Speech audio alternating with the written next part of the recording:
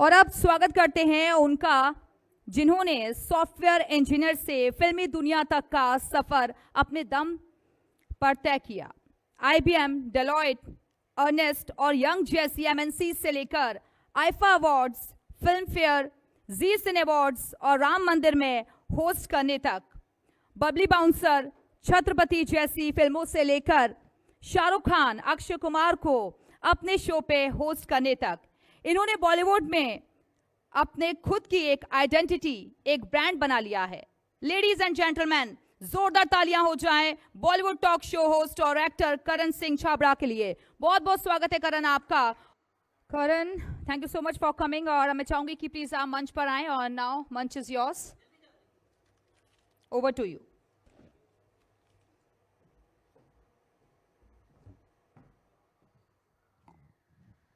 Thank you so much Divya. और आप सभी को मेरा प्यार भरा नमस्कार। And this is the brand makers of UP और जी उत्तर प्रदेश उत्तराखंड के सभी दर्शकों को मेरा प्यार भरा नमस्कार एक बार फिर से। और बहुत ही खुश नसीब फील कर रहा हूँ आप सबके बीच यहाँ बैठ कर के। एंड उत्तर प्रदेश और उत्तराखंड की सारी जो हलचल है वो इस चैनल पे मैं भी बम्बई बैठकर देखता हूँ और ये मेरा पसंदीदा चैनल है। हम यहाँ बात कर रहे हैं ब्रांड मेकर्स की। और ब्रांड क्या है? Brand like someone wise said that it is what people talk about you when you are not in the room। यानी कि जब आप वहाँ नहीं हैं, ब्रांड आपकी वो पहचान है, ब्रांड आपकी आइडेंटिटी है। और आज हम ऐसे ही कुछ खास मेहमानों से मिलने वाले हैं जो कि ब्रांड मेकर्स हैं, जिन्होंने अपनी खुद की एक पहचान बनाई है और अपने ब्रांड को जीरो से लेकर हीरो तक लेकर गए हैं। बात करें मेरे सफ़र की तो Deloitte, IBM, Genpact, Ernst and young जैसी बड़ी बड़ी कंपनीज में एज एन इंजीनियर रिक्रूट होने से लेकर के हिंदी फिल्मों में अपना कदम रखने तक, इस फिल्मी दुनिया में बिना किसी कनेक्शन को लेकर के जब मैं बम्बई शहर आया था वहाँ तक, और राम मंदिर अयोध्या प्राण प्रतिष्ठा कार्यक्रम में होस्ट करने से लेकर के आईफा फिल्म फेयर अवार्ड्स को होस्ट करने तक। और साथ ही में बहुत सारे चैलेंजेस आए और साथ साथ जब मैंने अपना सफ़र शुरू किया छोटे छोटे सीरियल से लेकर के छत्रपति और बबली बाउंसर जैसी मेन हिंदी फिल्मों में मुख्य भूमिका निभाने तक, और एक टैलेंट खुद होकर के दूसरे कलाकारों को काम देने के लिए एक टैलेंट एजेंसी फाउंड करने तक, स्टार्ट करने तक, पब्लिक ने, दर्शकों ने मुझे बहुत प्यार दिया है, मुझे पहचान दी है। और यही पहचान जो है वो मेरा एक ब्रांड बनी है। और आज हम उनको सेलिब्रेट कर रहे हैं, उनसे कुछ हम बातें करेंगे, उनसे सीखेंगे। एंड जो भी यहाँ पे दर्शक हमारे हैं और जो चैनल के माध्यम से देख रहे हैं, अगर उससे कोई भी लोग, यंग एंटरप्रेन्योर्स, बिजनेसमैन, स्टार्टअप्स अगर इंस्पायर हो पाएँ तो जो आज का जो ये पर्पस है वो सॉल्व होगा। और बिना किसी देरी के एक बार जोरदार तालियों से स्वागत करें the brand makers of UP. To begin with the very special business head of Omax Limited, Mr. Anjani Kumar Pandey ji. दोस्तों जोरदार तालियां हो जाएं for Anjani Kumar Pandey ji. Welcome sir, pleasure to have you here, please grab your seat. और उनके साथ ही marketing manager IFFCO mister Abhimanyu Rai. Thank you sir, thank you for giving your time, it's an absolute pleasure having you here. तो sir हम brand की बात कर रहे हैं, अपनी एक पहचान बनाने की बात कर रहे हैं। हमारी फील्ड में इंडिविजुअल ही एक पहचान है, हम कलाकार एक ब्रांड होते हैं। और साथ ही में जो आप ब्रांड, जैसे मैंने कहा, ज़ीरो से लेकर हीरो तक, from the start to being a recognised brand, जैसे कि ओमैक्स है और साथ ही में इफको है। तो इन दोनों ब्रांड्स की जो एक यूनिक पहचान है वो आज देश विदेश में इसकी चर्चा हो रही है। सर सबसे पहले आपसे जानना चाहूँगा कि ब्रांड की जो शुरुआत है वो कैसे हुई और उसके पीछे प्रेरणा क्या थी? इफको की जो शुरुआत है वो 1967 में हुई, 1967 में। उसी समय हरित क्रांति भी शुरुआत हुई थी। उससे पहले भारत में खाद्यान्न की कमी थी, खाद्यान्न हमें विदेश से मंगाना पड़ता था, तब हमारे देश में खाने के लिए अनाज मिलता था। तो इफको ने रासायनिक उर्वरकों की मैन्युफैक्चरिंग क्षेत्र में अपना कदम बढ़ाया और आज विश्व की भारत की ही नहीं विश्व की सबसे बड़ी उर्वरक निर्माता सहकारी संस्था है। हम लोग रासायनिक उर्वरकों का लगभग 90 लाख मैट्रिक टन उत्पादन करते हैं और देश के कुल उत्पादन का लगभग 22% शेयर है। और अगर उत्तर प्रदेश की हम लोग बात करें तो यहाँ पर 35 से 40% जो उर्वरक है वो इफ़को आपूर्ति करता है किसानों को। क्या बात है। और अंजनी सर, ओमैक्स की अगर बात की जाए तो ब्रांड की जर्नी कैसे रही शुरुआत, और आज I think it's a household name. Thank you Karan ji. Omax की जर्नी की शुरुआत 1987 में first generation engineer Shri Rohtas ji Goyal ने की थी और आज के समय इसको next generation business leader Shri Mohit Goyal और श्री जतिन गोयल जी लीड कर रहे हैं। मैं as a lieutenant of top management I am heading UP as a business head Lucknow.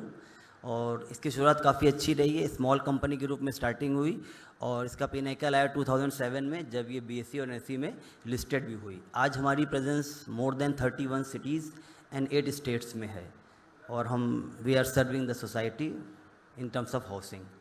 क्या बात है। और सर, इफ़को ने तो ग्रास रूट से कनेक्ट करते हुए फार्मर्स को बहुत एम्पावर किया है, तो कैसा रहा इफ़को का ये वाला सफ़र?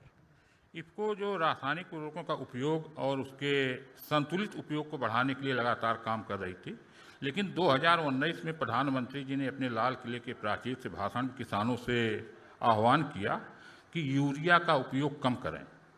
सबसे ज़्यादा जो रासायनिक उर्वरक का उपयोग होता है लगभग 3.5 करोड़ मैट्रिक टन का देश में, वो यूरिया का होता है। और यूरिया विदेश से भी आता है, देश में भी बनता है।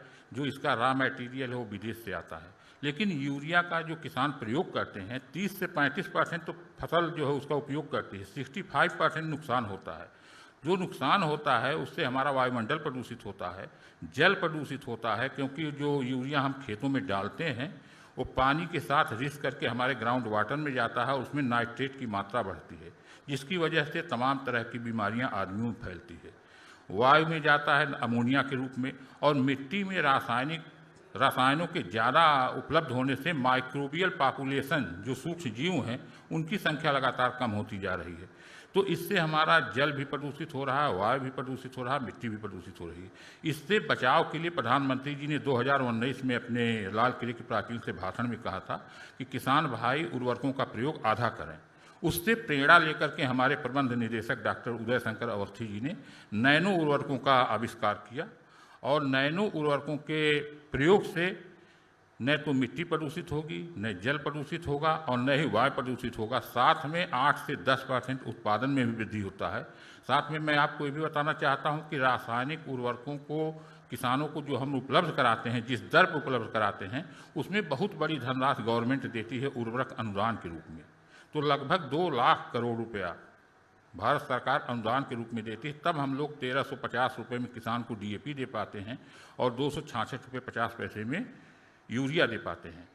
नैनो उर्वरकों के उपयोग से जहां एक तरफ भारत सरकार के अनुदान का 100% बचत होगा, कोई अनुदान नहीं है, इसकी यूज इफिशियंसी 90 से 95% है। जितना भी हम डालेंगे वो पौधे ग्रहण करेंगे, ज़मीन पर नहीं पड़ेगा तो ज़मीन हमारी प्रदूषित नहीं होगी, मिट्टी में जब पड़ेगा ही नहीं तो फिर जल में भी नहीं जाएगा और वायु में भी नहीं जाएगा। तो इस प्रकार से हमारा उत्पादन बढ़ेगा, मिट्टी जल वायु प्रदूषण से बचत होगी। जो भारत सरकार का 2 लाख करोड़ रुपया उर्वरक अनुदान के रूप में जा रहा है, किसानों को सहायता दी जाए, उससे बचत होगी, उत्पादन बढ़ेगा और जो उत्पाद हमारा है उसकी क्वालिटी भी वृद्धि होगी। आज जब हमारी ज़मीन में तमाम पोषक तत्वों की कमी होती जा रही है तो जो हमारा अनाज उत्पादन हो रहा है, अनाज उत्पादित हो रहा है, उसमें भी तमाम पोषक तत्वों की कमी हो रही है, जिसकी वजह से हर आदमी को, किसी को कैल्शियम की टेबलेट खानी पड़ती है, किसी को जिंक की टेबलेट खानी पड़ती है। हमारे अनाजों में प्रोटीन की मात्रा कम होती जा रही है, विटामिन डी, बिल्कुल विटामिन डी की कमी हो रही। तो इन सब पोषक तत्वों की उपलब्धता बढ़ेगी। उसको इस प्रकार से बनाया गया है कि हमारे पौधों के पूरे जीवन काल में जो पोषक तत्व की आवश्यकता है उनको समुचित मात्रा में मिले। इसके साथ साथ में हम लोग बायो फर्टिलाइज़र का उत्पादन बढ़ा रहे हैं। बायो फर्टिलाइज़र एक जैव उर्वरक है, उसमें सूक्ष्म जीव केवल होते हैं जो वायुमंडल से नाइट्रोजन खींच के सीधे पौधों को देते हैं। समझ लीजिए छोटी छोटी यूरिया की वो फैक्ट्री खुद बनाते हैं और ज़मीन में जो फास्फोरस और पोटास है उसको मोबिलाइज करते हैं, घुलनशील बनाते हैं, जिससे पौधे प्राप्त कर लेते हैं। इसी प्रकार से हम लोग सागर का एक नया प्रोडक्ट लाए हैं जो प्लांट ग्रोथ प्रमोटर है। उसके उपयोग करने से लगभग 10 से 15% किसानों के उत्पादन में वृद्धि होती है और बहुत ही सस्ते हैं। इससे जो हम फर्टिलाइजर यूज करते हैं उनकी इफ़िशियंसी बढ़ती है। तो इस प्रकार से इफ़को लगातार किसानों के बीच में जाकर के किसानों की आय की वृद्धि में, भारत के जो खाद्यान्न उत्पादन है उसमें आत्मनिर्भर बनाने के लिए सतत प्रयत्नशील है और लगातार काम कर रही है।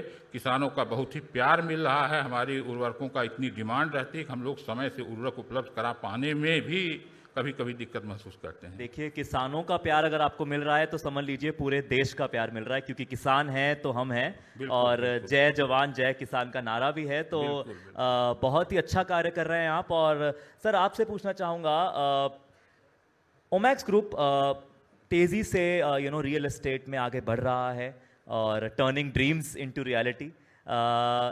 जो इस राज्य की हम बात करें, उत्तर प्रदेश की बात करें, कैसे जो आपका ब्रांड है इस राज्य के विकास में साथ दे रहा है और Uttar Pradesh as a government कैसे आपको सपोर्ट कर रही है? देखिए, जहाँ तक विकास की बात है, ओमैक्स ना केवल उत्तर प्रदेश में बल्कि पूरे देश का one of the biggest real estate developer है। अगर हम उत्तर प्रदेश की बात करें तो गाज़ियाबाद से स्टार्ट करें तो गाज़ियाबाद, कौशाम्बी, मथुरा, लखनऊ, प्रयागराज, गोरखपुर, हर जगह हमारी प्रेजेंस है। और अगर माइलस्टोन्स की बात करें तो फरीदाबाद में एक वर्ल्ड स्ट्रीट है, जो it's not only a commercial centre but it's a centre point of entire Faridabad. Then अभी चांदनी चौक में हमने एक ओमैक्स चौक डेवलप किया है जो कि पीपीपी मॉडल पर है। और लखनऊ में हमारा जो शहीद पथ है, इस पे जो सबसे अच्छी बिल्डिंग अगर आप देखेंगे तो ओमैक्स के द्वारा बनाई द पैलेस है। इसके साथ ही उत्तर प्रदेश सरकार के साथ मिलकर हम पीपीपी मॉडल पर 6 बस अड्डों को डेवलप कर रहे हैं, जिसको हम बसपोर्ट बोलेंगे। It will be like airport. वहाँ पर आपको सारी मॉडर्न एमिनिटीज़ मिलेंगी, मॉडर्न टिकटिंग सिस्टम मिलेगा, एयर कंडीशन वेटिंग लाउंज मिलेगा और बाकी एमिनिटीज़ भी रहेंगी, जिससे कि आपको ईज़ ऑफ ट्रेवलिंग फील हो सके। क्योंकि वो टाइम नहीं है कि आप सिर्फ एयरपोर्ट पे आप एक बेसिक अच्छी एमिनिटीज़ पा सकते हैं, बस पोर्ट पे भी पा सकते हैं। पीपीपी मॉडल में जाने का फ़ायदा ये है कि प्राइवेट सेक्टर के पास एक्सपर्टीज़ है, कैपिटल है और गवर्नमेंट हमको रेगुलेट करती है, सुपरवाइज करती है। तो इससे क्या होता है, पब्लिक के लिए it's like win win win. Government का रेगुलेशन, गवर्नमेंट का सुपरविज़न और प्राइवेट सेक्टर का एक्सपर्टीज़ और कैपिटल, इससे हम अर्बन मार्वल्स क्रिएट कर सकते हैं, जो कि ओमैक्स कर रहा है। और कृषि प्रोडक्शन की बात की जाए तो कैसे इसको जो है वो फार्मर्स की हेल्प कर रहा है और इस ब्रांड का क्या योगदान है फार्मर्स के लिए? इफ़को का शुरू से ही अपने उद्भव काल से ही रहा है कि हम किसानों को नई टेक्नोलॉजी के बारे में बताएं, किस प्रकार से हमारी ज़मीन सतत रूप से आगे आने वाली पीढ़ियों के लिए उपजाऊ बनी रहे, इसके बारे में लगातार हम लोग फार्मर मीटिंग करते हैं, किसानों को ट्रेनिंग देते हैं। हमारे तमाम इंस्टीट्यूट हैं, वहाँ भेज करके हम उनकी ट्रेन करवाते हैं, मिट्टी की जांच करवाते हैं। निःशुल्क लगभग 1 लाख सैंपल हम लोग जांच करवाते हैं, जिससे मालूम होता है किसानों को उनकी मिट्टी में किन पोषक तत्वों की कमी हो रही है और उनको कौन से पोषक तत्व डालने हैं। तो इस प्रकार से इसको लगातार अनवरत रूप से किसानों के बीच में रहती है, डेमॉन्स्ट्रेशन करवाते हैं, उनको यूनिवर्सिटीज़ में भेजते हैं जहाँ किसी वैज्ञानिकों से उनके भाषण सुनवाते हैं। तो इससे नई नई जो टेक्नोलॉजी आ रही है उनके बारे में उनकी जानकारी होती है और जो कृषि में नई क्रांति हो रही, नए बदलाव हो रहे हैं, उनके बारे में हम लोग किसानों को तैयार करते हैं कि वो बदलाव को स्वीकार करें और आगे जिस रास्ते पर देश चल रहा है, जिस रास्ते पर संसार चल रहा है, जिस रास्ते की मांग है आज, उस रास्ते पर किसान चलें और अपने उत्पादन को बढ़ावें, देश को सशक्त बनावें, जिससे हम आत्मनिर्भर भारत, आत्मनिर्भर कृषि की परिकल्पना को साकार कर सकें। जी, और इसी के साथ जो ग्रीन रेवोल्यूशन की जो नींव है, जी। एक तरह से कहा जाए कि इफ़को उसमें बहुत ज़्यादा एक बड़ा रोल प्ले कर रहा है। तो ग्रीन रेवोल्यूशन के लिए, आगे के लिए इफ़को की क्या स्ट्रैटेजी है? ग्रीन रिवोल्यूशन तो मुख्य रूप से 1967 में जब शुरू हुआ था, उसमें नई नई वैरायटीज आई थी। नई वैरायटी ज़्यादा उपज देने वाली थी, तो ज़्यादा उपज के लिए उर्वरकों की आवश्यकता थी। तो इफ़को ने उसमें उर्वरकों का उत्पादन किया, आज भी उत्पादन कर रहा है। अब जो रासायनिक उर्वरकों के अधिक प्रयोग के कारण नुकसान हो रहा है, उससे बचाव के लिए IFFCO nano fertiliser, plant growth promoter जैसे सागरिका है, बायो फर्टिलाइजर, इनके उपयोग को बढ़ावा देने के लिए लगातार प्रयास कर रहा है कि हम रासायनिक उर्वरकों का प्रयोग आधा करें और आधी मात्रा को हम लोग नैनो फर्टिलाइजर से, जैव उर्वरक बायो फर्टिलाइजर से, प्लांट ग्रोथ प्रमोटर से दे करके बचत करें जिससे किसान का उत्पादन भी ज़्यादा हो, क्योंकि हमारी बहुत बड़ी जनसंख्या है, 140 करोड़ से ज़्यादा जनसंख्या है, और जो खेती की ज़मीन है वो निरंतर कम होती जा रही, बढ़ नहीं रही बल्कि कम होती जा रही है। तो हमें प्रति हेक्टेयर उत्पादन को भी आगे और ज़्यादा करना है। जो हमारा अनाज पैदा हो उसकी क्वालिटी और अच्छी हो, जिससे हम लोग स्वस्थ रहें, देश की हमारे इतनी बड़ी जनसंख्या स्वस्थ रहे। तो इसके लिए लगातार प्रयास इसको कर रही है। जी, बहुत बहुत शुक्रिया। अंजनी जी, क्योंकि आप ओमैक्स के बिजनेस हेड हैं, you understand the business very well. जी उत्तर प्रदेश उत्तराखंड के माध्यम से मैं अपना पर्सनल भी एक सवाल पूछ लेता हूं, जो शायद मेरे जैसे बहुत सारे युवाओं को हेल्प करेगा। जब हम इन्वेस्टमेंट और इन्वेस्टमेंट पे जो रिटर्न है रियल एस्टेट में, उसकी बात करते हैं, मुझे पर्सनली, मैं अगर बैंक जाऊं तो वो बोलते हैं एफडी करा लो, म्यूचुअल फंड्स करा लो। अगर आप डीमैट वालों के पास जाओ तो बोलते हैं नहीं नहीं, रियल एस्टेट में मत इन्वेस्ट करो, वो जो पैसा है आप स्टॉक्स में लगाओ या म्यूचुअल फंड्स में लगाओ। रियल एस्टेट में जाते हैं तो बोलते हैं यहाँ लगाओ, हमेशा प्रॉपर्टी तो ऊपर बढ़ेगी बढ़ेगी। थोड़ा आप इस बारे में गाइड करें कि हम जैसे युवा जाएं तो जाए कहाँ, पैसा लगाएं तो लगाए कहाँ। मेरा ऐसा मानना है कि जो अच्छी कंपनीज़ हैं, जो कंटिन्यूसली रिटर्न देती चली आ रही हैं और टेस्टेड एंड ट्राइड हैं, उस पे पैसा लगाने में ज़्यादा फ़ायदा है। Omaxe as a builder has always been investor friendly, और अगर हमारा आप ट्रैक रिकॉर्ड देखेंगे तो ना केवल हम एंड यूज़र के लिए हमने अच्छे मकान बनाए हैं, अच्छे कमर्शियल प्रॉपर्टीज़ उनको डिलीवर की है, इवन फॉर इन्वेस्टर्स के लिए हमने काफ़ी अच्छी स्कीम्स लाई हैं। जो भी इन्वेस्टर हमारे पास आता है वो उसकी प्रॉपर्टी का ग्रोथ उसको इतना मिलता है कि वो दोबारा भी हमारे पास आता है। यही वजह है कि हम 37 सालों से इस फील्ड में हैं, और हम apart from customer friendly delivery system, हमने इन्वेस्टर्स को अच्छे रिटर्न भी दिए हैं। तो अच्छी कंपनीज़ में जिनका मार्केट में ट्रस्ट अच्छा है, जिन्होंने कस्टमर को सेटिस्फाई किया है, उन चीज़ों में आप जाके पैसे अच्छे लगा के इन्वेस्टमेंट पर अच्छा रिटर्न आप पा सकते हैं, and definitely Omax is one of them. जी, तो पर जैसे कि कई बार रियल एस्टेट प्रोजेक्ट्स में बहुत सारी चीज़ें अनऑर्गेनाइज्ड भी हैं। अब तो खैर रेरा आ गया है, रेरा के आने से बहुत चीज़ें कस्टमर के हित में हो गई हैं। तो इसके बारे में आपका क्या विचार है? देखिए, customer is always the god for any company, तो we always take care of customers कि उनकी जो भी हम उनसे वादे करते हैं उनको हम टाइमली पूरा करें और टाइमली डिलीवरी दें उनको, कंस्ट्रक्शन की क्वालिटी मेंटेन करें। ओमैक्स में एक सिस्टम है कि हमारा एक डेडिकेटेड कस्टमर रिलेशनशिप और एग्जीक्यूटिव भी है जो कंटिन्यूसली फ़ोन और मेल्स पे रिप्लाई करता है। तो कस्टमर को अगर आप अच्छी टेक केयर करेंगे तो they will have good faith on you. Transparency से काम करें, जो प्रोमिसेस करें उनको डिलीवर करें, तो customer will be always with you. और सर, आप बीच में नैनो फर्टिलाइज़र की बहुत जिक्र कर रहे थे, एक बार दर्शकों को ज़रा डिटेल में बता दें कि नैनो फर्टिलाइज़र क्या है और किस तरह से ये फार्मिंग के लिए प्रॉफिटेबल है। नैनो फर्टिलाइजर्स जो है, ये जैसा नाम है नैनो, तो जो हमारी पारंपरिक खाद थी, जैसे यूरिया थी, डीएपी था, उसको नैनो पार्टिकल के रूप में इसको बनाया गया है। तो एक 500 ml की एक बोतल होती, आधा लीटर की, और वो एक बोरी यूरिया या एक बोरी डीएपी के बराबर काम करती है। इस पर कोई सब्सिडी नहीं भारत सरकार की लगती है, और इसका जो फसल के उपयोग दक्षता है वो 90 से 95% है।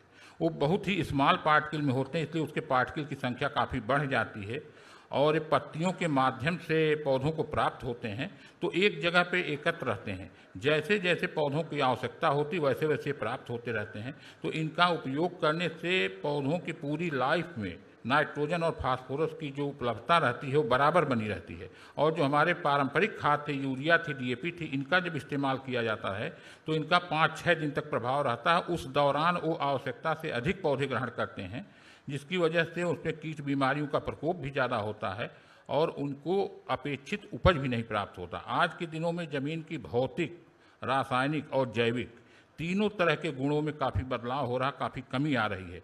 ज़मीन की वाटर होल्डिंग कैपेसिटी घटती जा रही है, ज़मीन में ऑर्गेनिक कार्बन की मात्रा घटती जा रही है, सूक्ष्म जीव जो हैं वो कम होते जा रहे हैं, जिसकी वजह से जो रासायनिक खाद डालते हैं उससे अपेक्षित फ़ायदा भी नहीं मिलता है। इसलिए किसान भाइयों के लिए इस समय nano fertiliser, bio fertiliser, plant growth promoter ये अपरिहार्य हैं।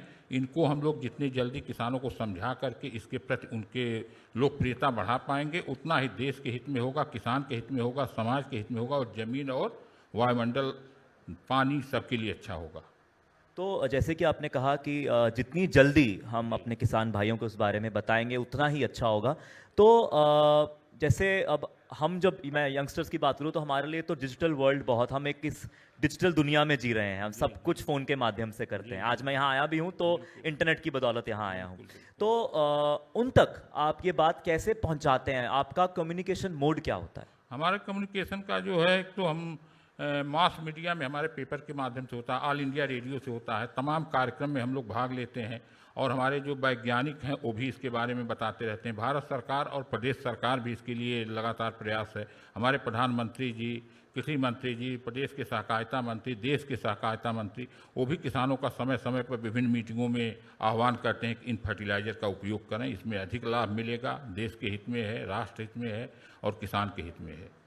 और जैसे कि आज के कार्यक्रम में आपने बताया, आज और का जो कार्यक्रम है, जी ये भी उत्तर प्रदेश, उसी- उत्तराखंड के बिल्कुल, सभी दर्शकों जिससे को भी, करोड़ों और लोग हमारी बात को सुनेंगे जी, और निश्चित रूप से जी। उनके तक हमारी ये जानकारी प्राप्त होगी। और जो भी उनके किसान भाई उनकी जान पहचान में है वो भी ये इस कार्यक्रम बिल्कुल, को शेयर करें, और जितनी जल्दी हम ऑर्गेनिक फार्मिंग की तरफ बढ़ेंगे बिल्कुल। उतना ही हमारे लिए अच्छा होगा। Thank सर, बड़ा ही प्यारा पैनल मुझे ये लग रहा है। एक तरफ हम सस्टेनेबिलिटी की बात कर रहे हैं, एक तरफ हम डेवलपमेंट की बात कर रहे हैं। जब भी रियल एस्टेट की बात होती है दोनों ही पहलुओं को कॉन्ट्राडिक्ट किया जाता है, पर कई real estate projects, real estate companies ऐसी भी हैं जो एनवायरनमेंट को साथ रखते हुए डेवलपमेंट करती हैं। तो ओमैक्स का उसके ऊपर क्या विचार है, क्या उनकी स्ट्रैटेजी है? जैसे ओमैक्स अभी हाईटेक टाउनशिप डेवलप करते हैं, तो हाईटेक टाउनशिप के यूपी टाउनशिप पॉलिसी की रूल है कि आप जो भी डेवलपमेंट करेंगे उसमें आपको 15% ग्रीन एरिया आपको देना ही पड़ेगा। तो बड़ी टाउनशिप्स में हम अच्छे अच्छे पार्क्स डेवलप करते हैं, अच्छी ग्रीनरी डेवलप करते हैं, हम ऐसी टेक्नोलॉजी यूज़ करते हैं कि सस्टेनेबल डेवलपमेंट हम कर सकें और आने वाली पीढ़ियों के लिए भी हम कुछ अपने रिसोर्सेज छोड़ के जा सकें। तो जो भी गवर्नमेंट की पॉलिसीज़ हैं रिगार्डिंग ग्रीनरी, जो भी नॉर्म्स हैं मिनिस्ट्री ऑफ एनवायरनमेंट के या पोल्यूशन डिपार्टमेंट के, उनको हम फॉलो करते हैं और हम ग्रीन एनर्जी के रूप में भी हम डेवलप करते हैं। सोलर एनर्जी हम लोग यूज़ कर रहे हैं अपने नई नई टाउनशिप्स में। तो हम जो भी पर्यावरण के रूल, नियम, कानून हैं उनको फॉलो करते हुए हम सस्टेनेबल डेवलपमेंट के लिए काम कर रहे हैं। और सस्टेनेबल डेवलपमेंट की बात चली रही है सर, तो बायो फार्मिंग, ऑर्गेनिक फार्मिंग और बायो फर्टिलाइजर्स, जी, तो इनके लिए क्या क्या हमारे जो प्रॉफिट्स हैं, कहीं ऐसा तो नहीं किसानों के मन में है कि प्रॉफिट्स कम हो जाएंगे तो चलिए केमिकल से यूज़ कर लेते हैं? नहीं, तो नहीं। जो इफ़को है वो क्या प्रयास कर रहा है कि बायो फर्टिलाइजर्स और ऑर्गेनिक फार्मिंग को ज़्यादा से ज़्यादा प्रॉफिटेबल बनाया भी जाए और उनको समझाया भी जाए? बिल्कुल, देखिए बायो फर्टिलाइजर, नैनो फर्टिलाइजर और ये प्लांट ग्रोथ प्रमोटर, रासायनिक उर्वरक, ये चारों का जब मिक्स रूप में हम लोग प्रयोग करेंगे, रासायनिक उर्वरकों की मात्रा हम आधी कर देंगे, आधी मात्रा जो पोषक तत्वों की आवश्यकता होती है बायो फर्टिलाइजर के माध्यम से, नैनो फर्टिलाइजर के माध्यम से, प्लांट ग्रोथ प्रमोटर के माध्यम से देंगे। तो किसान का खर्चा भी कम होगा, उत्पादन ज़्यादा होगा तो उसकी आय बढ़ेगी और जो उत्पाद पैदा होगा उसकी क्वालिटी अच्छी होगी तो सारे देश के लोग जो खाना उसका अनाज खाएंगे उनका स्वास्थ्य अच्छा होगा। इफ़को एक सहकारी संस्था है, हमारी 36,000 सहकारी समितियां पूरे देश में मेंबर हैं और उन 36,000 सहकारी समितियों के लगभग 5 करोड़ किसान मेंबर हैं। तो इस प्रकार से इफ़को समझ लीजिए 5 करोड़ किसान इफ़को के मालिक हैं और वही हमारे कंज्यूमर भी हैं।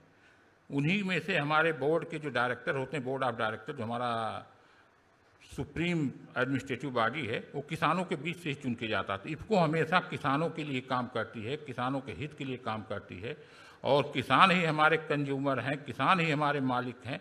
तो चारों तरफ से हमारा जो पूरा सोच है वो कृषि और किसान के लिए ही है। और सर, रियल एस्टेट की बात की, जैसे कि आपने बात की सस्टेनेबल डेवलपमेंट की, बहुत सारे जो न्यू एंट्रेंट्स आ रहे हैं जो अपना ब्रांड रियल एस्टेट में बनाना चाहते हैं, तो आप जैसे ब्रांड मेकर से ये सवाल तो बनता ही है कि नए एंट्रेंट्स के लिए आपका क्या सजेशन है, क्या आप उनको गाइडेंस देना चाहेंगे? देखिए, as a real estate company आपको अपने हर कस्टमर का टेक केयर करना पड़ेगा। आप जो भी उनसे वादे करते हैं, जो भी आप उनको ड्रीम्स देते हैं, आपको उनको रियलिटी में चेंज करना पड़ेगा। जैसे ओमैक्स का लोगो स्लोगन भी है, टर्निंग ड्रीम्स इनटू रियलिटी। तो कस्टमर हमारा भगवान है, कस्टमर के साथ हम जो वादे करते हैं हमको उनको पूरा करना पड़ेगा। टाइमली डिलीवरी करनी पड़ेगी, कंस्ट्रक्शन ऑफ क्वालिटी आपको अच्छी रखनी पड़ेगी और उनके जो भी ग्रीवेंसेज उनको टाइमली रिजॉल्व करना पड़ेगा। तो ये जो 3-4 पिलर्स हैं जिनको कोई भी अगर फॉलो करे तो they can switch to real estate as a business और एंटरप्रेन्योरशिप। और सर जब हम राइवल्स की बात करें तो इफ़को कैसे डिफरेंशिएट करता है अपने ब्रांड को बाकी ब्रांड्स के साथ, और आगे के लिए आपकी जो कम्युनिकेशन स्ट्रैटेजी है, जो मार्केटिंग स्ट्रैटेजी है ब्रांड को आगे लेकर जाने के लिए, वो क्या है? देखिए, हमारा जो ब्रांड है इफ़को, वो सहकारिता पे है। सहकारी समितियां हमारी मेंबर हैं और सहकारी समितियों के माध्यम से ही हम खाद किसानों को देते हैं। उन किसानों को जो सहकारी समिति के मेंबर हैं, तो पूरा हमारा एक बाइंडिंग है। जो 36,000 सहकारी समितियां इफ़को की मेंबर हैं, उनके माध्यम से हम खाद देते हैं 5 करोड़ किसानों को।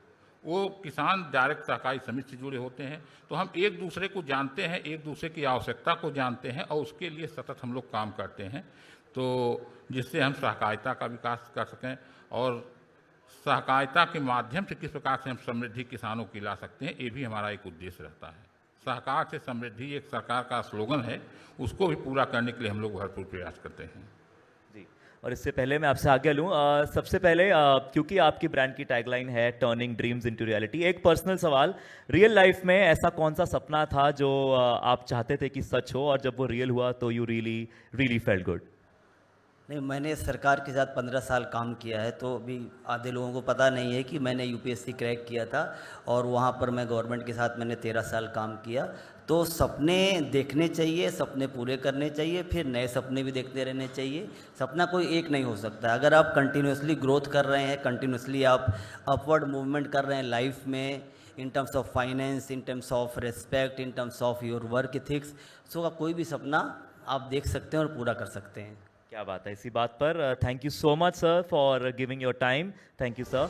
और चाहूँगा आपके सारे सपने सच हों और जो भी लोग आपके साथ जुड़े हैं उनके भी सपने सच हों। Thank you so much. एक बार जोरदार तालियां दोनों के लिए for giving your time. Thank you sir, बहुत कुछ सीखने को मिला। थैंक यू अंजनी जी। और